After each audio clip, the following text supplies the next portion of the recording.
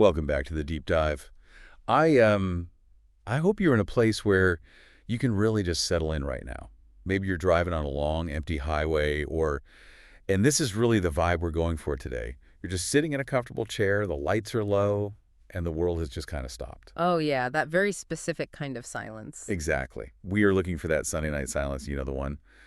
The weekend is over, the work week hasn't quite started yet, and there's this little pocket of time where reality feels just a bit malleable. That is exactly where we're living for the next hour or so.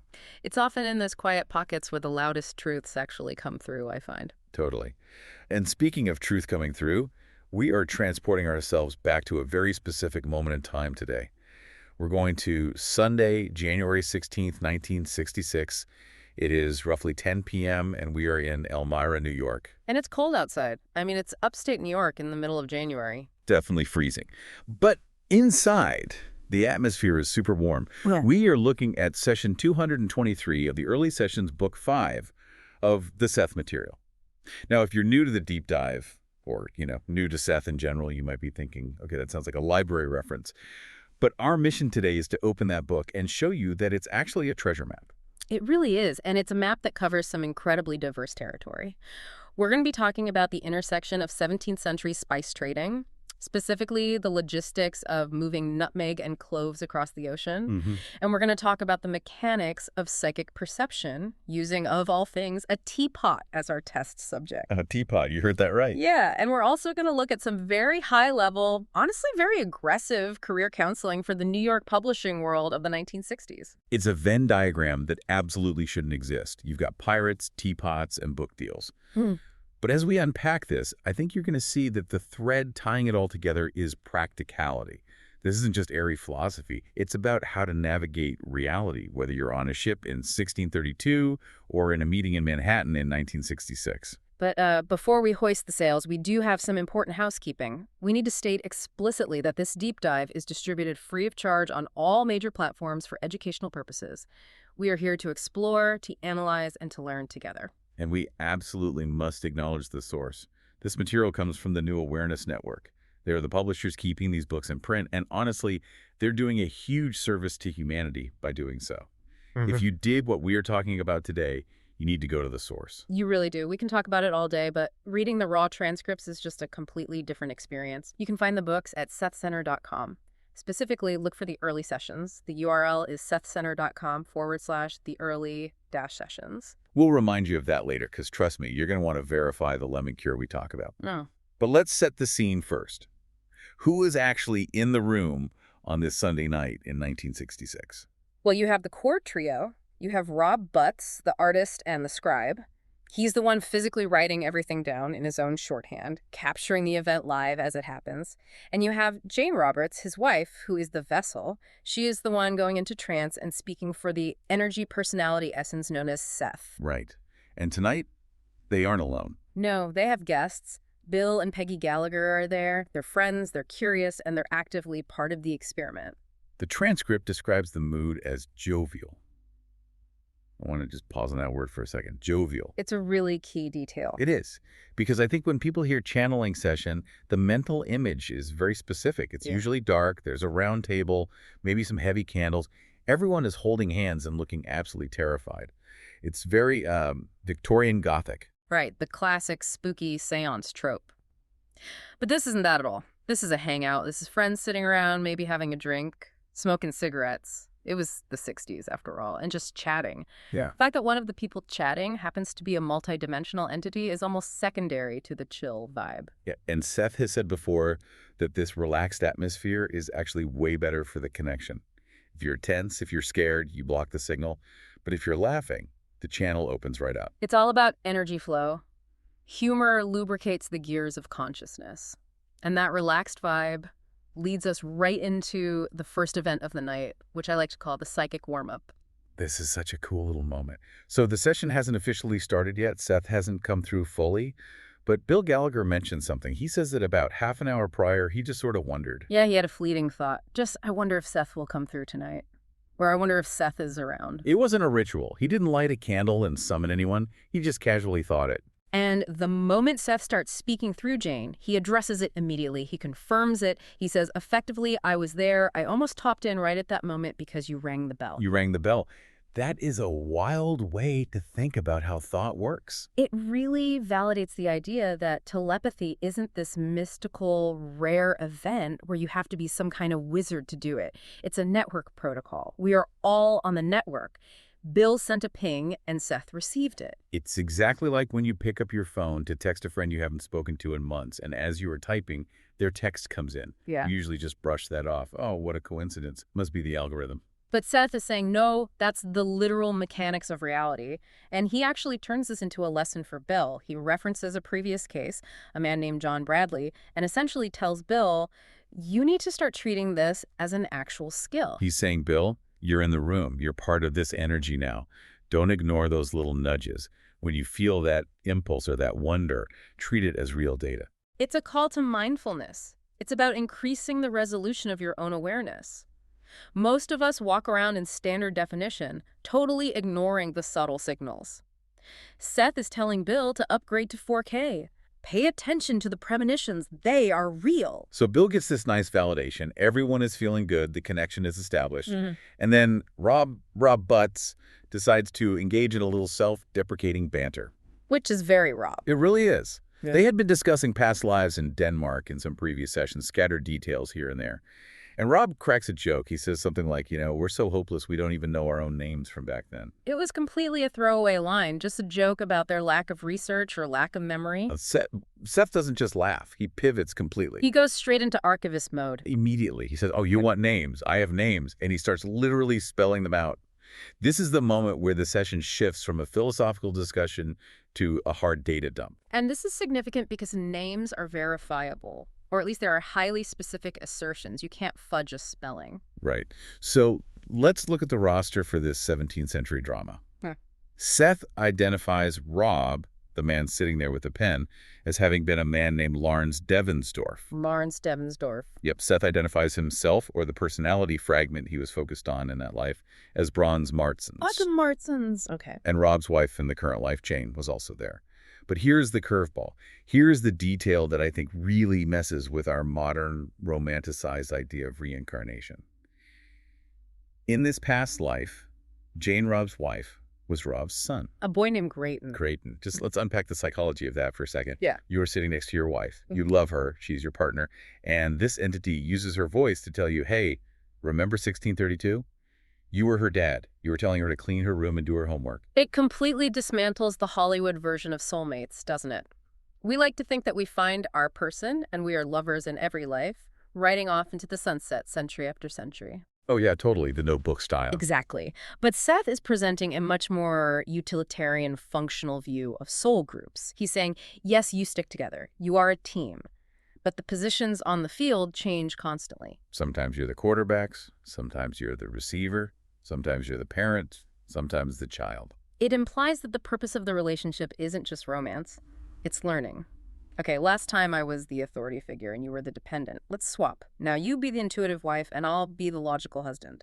Let's see how we handle the dynamic from this new angle. It's role-playing for the soul. And it also touches on gender fluidity in a way that was pretty progressive for 1966. The essence that is Jane isn't fixed as female. The essence that is Rob isn't fixed as the father. Those are just costumes they put on for the play. And the transcript notes that they laugh about this. It's funny. Imagine me being your dad. But under the humor, there's this profound realization that our current identities are just temporary interfaces. But Seth doesn't stop at the family tree. He wants to talk business. He wants to talk about the setting. And he introduces the vessel, the Brotzanin II. The Brotzanin II. And he's very specific about the Roman numeral 2. He clarifies that this was the second ship to bear that exact name. That kind of detail absolutely kills me. It's so mundane. It's not the Spirit of Destiny. It's the Brotzanin, the second one. Sounds like a business asset, which is exactly what it was. Now, Seth describes this ship as a Danish frigate, a warship that was converted into a merchantman. He says he acquired it around 1631 or 1632. And this triggers a debate. Bill Gallagher, who seems to be playing the role of the pragmatic skeptic in this session, pipes up. He questions the logic. He asks, why would you use a frigate for trade? It's a fair question, right? Mm. Frigates are built for speed and fighting. They have gun decks. They aren't built for maximum cargo capacity like a barge or a fleet. It seems inefficient. But Seth has an answer that shuts it down immediately, and it paints a very vivid picture of the world in the 1630s. He talks about the danger. He talks about piracy. He says, look, all ships had to be armed anyway. If you are sailing down the west coast of Africa, rounding the Cape, and heading into the Indian Ocean in the 1630s, you are not in safe waters. You are in the Wild West. The Wild West on water, the Dutch East India Company, the Portuguese, the English, the Danes, everyone was fighting everyone, and then you had independent pirates operating out of Madagascar and the Caribbean. So Seth explains that the distinction between a Navy ship and a merchant ship was very blurry. You couldn't just float around in a defenseless tub. You'd be taken in a day. And here is the detail that grounds it in reality for me. Seth mentions that the ship wasn't in very good shape when he bought it. I love that. It's not a majestic, glowing ghost ship. It's a fixer-upper. It implies a real business decision. Okay, I can buy this decommissioned frigate cheap. It's got some rot. It needs work. But it already has gun ports. It's fast. If I patch it up, I can outrun the pirates or fight them off, and I can get my nutmeg to Copenhagen faster than the competition. It's a cold calculation. Seth emphasizes that he wasn't a sailor. He was a merchant. He says he kept his feet on dry land most of the time. He was the venture capitalist funding the expedition, not the guy scrubbing the decks. Although he did go on some voyages, which is where we get the specific route data. Let's dive into that route, because this is where the session turns into a detective story. Seth starts describing the journey, and he gives very specific numbers. He says they followed a warm current, and then he breaks it down. 22 days to the first port to resupply, then 42 days out before another port, and then 62 days to the destination. 22, 42, 62. Those are very specific timestamps. And he mentions the cargo. Nutmeg from one shore, cloves from another. Now, before we get to the map, we have to talk about the Rupert constraint. The Rupert constraint. This is essential for anyone listening who wants to understand how channeling actually works. Rupert is Seth's entity name for Jane. In the session, Seth explicitly stops and says, you will have to bear with Rupert now because Rupert knows very little about geography. Think about the mechanics of that. Seth, the entity, remembers the voyage. He remembers the smell of the salt, the ports, the timeline. But he has to push that information through Jane's physical brain. And Jane's brain is the filter. If Jane doesn't know the names of 17th century African ports, or if she doesn't have a mental map of the Indian Ocean, Seth can't just say the names easily. He hits a vocabulary block. It's like trying to run high-definition software on an old computer. The data is there, but the processor, Jane, is struggling to render the image. She lacks the drivers for maritime geography. So what happens? Rob and Bill have to step in. They start acting like investigators. They pull out an atlas.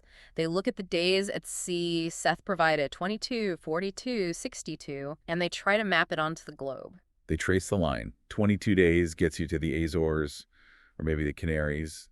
Then the long haul around the Cape of Good Hope, then up the coast of East Africa. And they land on a route that goes to Madagascar and then Zanzibar. And this brings up a fascinating hit.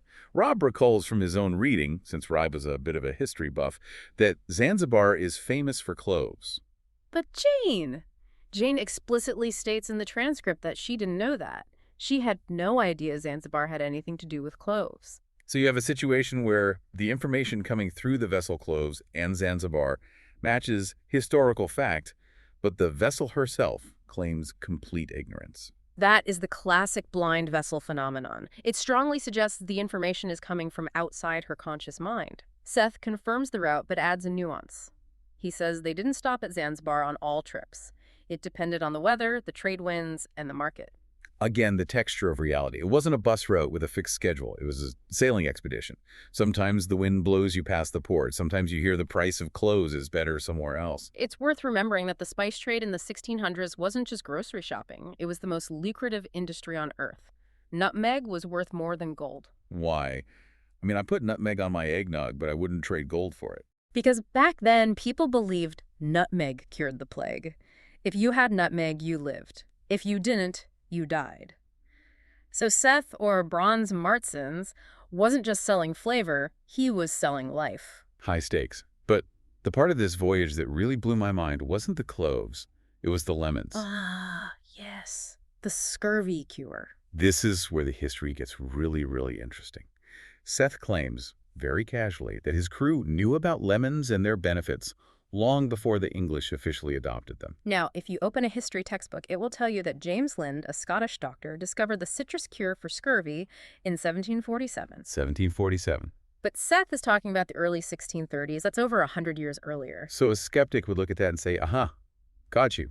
Anachronism. Seth is wrong. But a historian of maritime tradition would say, wait a minute, because the history of knowledge isn't linear. Knowledge on the sea was often tribal. It was anecdotal. The Dutch were actually experimenting with citrus in the late 1500s.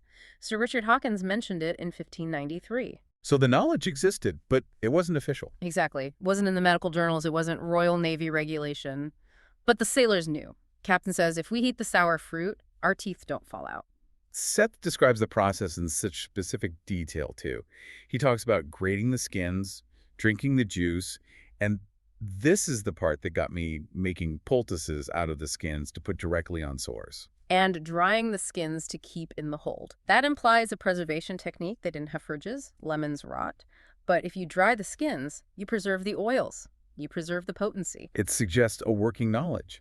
They didn't know why it worked. They didn't know what vitamin C was, but they knew that it worked. It's a perfect example of practitioner knowledge versus academic knowledge. The people doing the job often figure things out centuries before the scientists write the paper explaining it.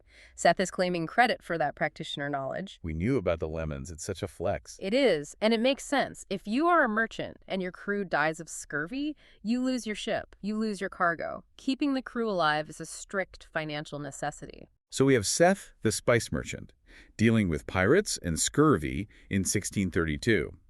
But then, without a break, the session jumps 300 years into the future. We go from the Indian Ocean to Midtown Manhattan, 1966. From scurvy prevention to career counseling. And the tone shifts completely. It stops being a memory and starts being a directive. Seth starts giving Rob advice on his painting career. Rob was a talented painter, but like many artists, he struggled with the business side, getting seen, getting sold. Seth makes a bold prediction. He tells Rob he will become a very well-known painter. Flattery, maybe. But then he drops the data. He tells Rob there is an art agent on 62nd Street in New York City who can help him. And again, we see the rubric constraint in reverse.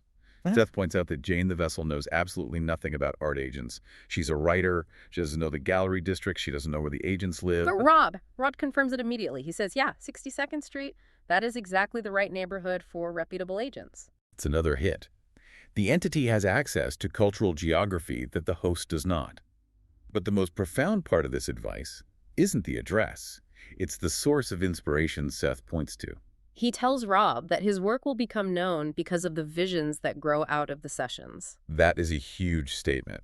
He's linking the art directly to the metaphysics. He's saying, don't separate your day job from your spiritual exploration. They are the exact same thing. We tend to do that, don't we? We have our work self and our weird weekend self. We compartmentalize so much. I'm an accountant by day and I study consciousness by night. Seth is telling Rob, no, the weird stuff is your competitive advantage. The visions, that is your unique selling proposition. Paint that. It's about integration. But he doesn't stop with Rob. He turns his gaze to Jane, the business of publishing. And man, Seth sounds like the most aggressive literary agent in New York. He really does. He lays out a strict mandate. He tells them, you need to go to New York this spring. And the key phrase here is, whether you are asked or not. I love that energy. Do not wait for an invitation. Don't wait for the publisher to send a gold embossed letter saying, please come visit us. Just go. Get on the train. Show up in the lobby. And he gives them a hit list. He names names. Don Wollheim, Frederick Fell, Eileen Garrett, Dick Roberts et Dell. These aren't random names either. Don Wollheim was a legend in science fiction publishing. And Eileen Garrett, she is a fascinating figure in this context. Tell us about her.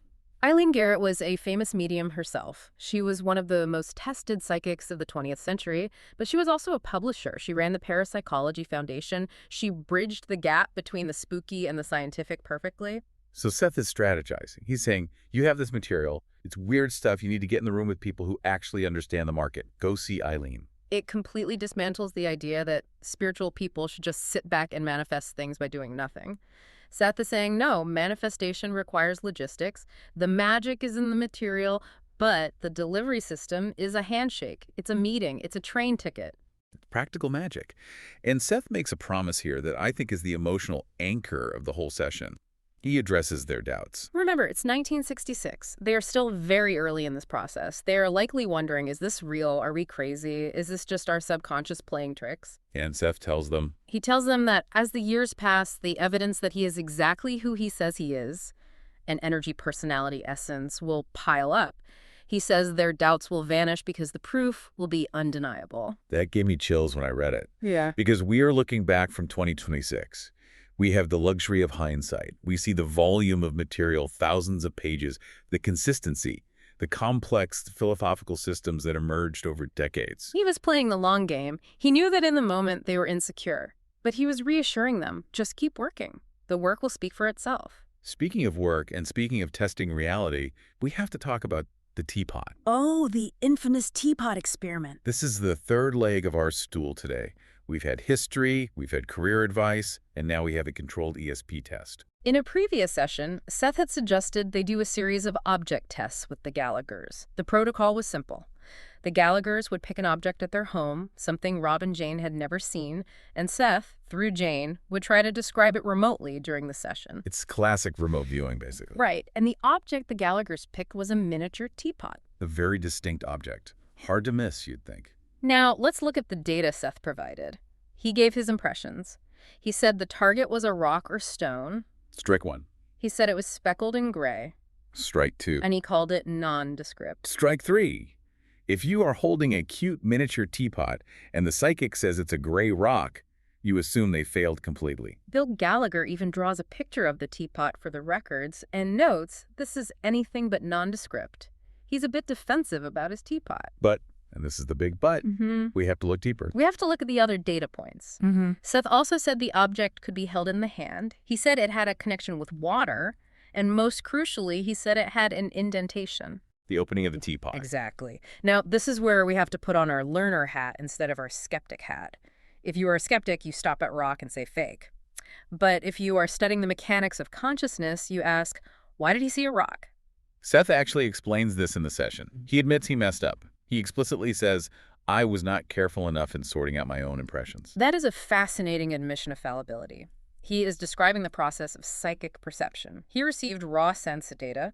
It's small, hard, gray, holds water, has a hole. Okay, yeah. His interpretative faculty, or the interface with Jane's mind, looked at that cluster of data and slapped a label on it, stone. It's an interpretation error, not a reception error. Yeah. Got the attributes right, but the label wrong. It shows that psychic functioning isn't like watching a 4K live stream. It's impressionistic. It's like a game of Pictionary where you see a circle and a line and you shout apple when the person was actually drawing a bomb. You saw the shape, but you guessed the wrong object entirely. And the fact that Seth admits error adds to his credibility. If he were just a fraud, he could have been vague, like, I see something meaningful. But he took a swing at specifics. He said stone, he was wrong. And he owns it. He says, I was not careful. It implies that it takes real effort. It takes focus to sort the data from the noise. And despite the miss on the rock label, he correctly identified the water connection, the size, and the shape elements. And he insists that they should keep doing the tests. He doesn't say, well, that was embarrassing, let's stop. He says, we will conduct a series of tests and they will be successful. He treats it like practice. Which brings us right back to the beginning of the deep dive Bill's premonition. The message is the same. Keep practicing. Pay attention. Refine the signal. And I have to say, the nondescript comment is actually pretty funny if you think about it from Seth's perspective. Oh, absolutely. Bill thinks this teapot is unique. It's a miniature teapot. Look at the handle. And Seth, who has lived through centuries, who has seen the rise and fall of civilizations, looks at it and goes, Yeah. nondescript. It's just matter, Bill. It's atoms. Boring. I've seen galleons fighting pirates. Your teapot does not impress me. Exactly. It just shows a massive difference in scale. So let's zoom out a bit. We have covered a massive amount of ground today, from the 1630s to the 1960s, from ships to teapots. What is the through line here? What is the core takeaway for the listener driving home right now?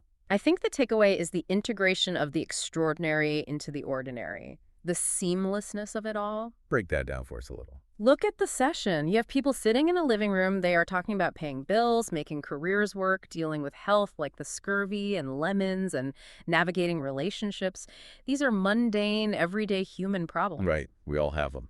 But the solutions and the perspectives are coming from this vast, multidimensional viewpoint. Seth isn't saying, ascend to a higher plane and forget your rent. He's not saying and floating away. No, not at all. He's saying, use your intuition to pay your rent. Use your past life resilience to handle your current life struggles. Use the lost knowledge of history to fix your health today. It's practical spirituality. It's about doing life better, using all the tools available to you. And doing it with a sense of humor. That's the chill factor we talked about earlier. Seth is cracking jokes about geography. Rob is joking about names. It's not heavy. It's light. And in that lightness, real, usable information is exchanged. It makes me think about our own lives. We often separate the serious work from the fun stuff or the spiritual stuff, but this session shows they are all one big soup. Your career success might depend on that weird intuitive hunch you had in the shower. And your history, your deep multi-life history, might be influencing you in ways you don't even realize. Maybe you hate sailing because you spent 62 days on a leaky frigate eating dried lemon peels. Or maybe you love nutmeg because you made a fortune on it in 1632. Exactly. We are the sum of all these parts. And exploring those parts isn't just navel-gazing, it's self-knowledge that pays actual dividends in the real world. So here's my challenge to you, the listener. Don't just take our word for this. This was just a deep dive into one session 223. There are literally hundreds of them. And they are dense with this kind of detail. We barely scratch the surface. There are sessions on physics, on biology, on the fundamental nature of time. We want to encourage you to go to the source. Read the material yourself. You can find the books at the New Awareness Network website. That is sethcenter.com. Specifically, look for the early sessions. sethcenter.com/Lee Early Sessions. That is where the gold is. Support the publishers who keep this stuff in print. It's incredibly important work. Reading a summary is one thing, but reading the raw transcript, seeing the interplay, the mistakes, the corrections, the humor, that is where you really meet the personality. And when you read it like a detective. Look for the practical advice. Look for the history. Don't just gloss over it as spiritual teachings. It's a manual for reality. As we wrap up this Sunday night session of our own, I want to leave you with a thought, a provocative thought to carry you into your week. Let's hear it.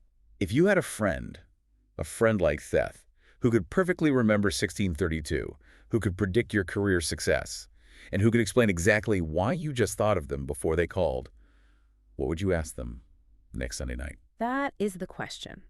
Would you ask about the winning lottery numbers? Or would you ask about who you really are? I think I'd ask about the lemons, honestly, just to be sure. Always good to have a backup for scurvy. Thank you for joining us on this deep dive. Stay curious, stay open, and pay attention to those nondescript thoughts. We'll catch you on the next one. Good night, everyone.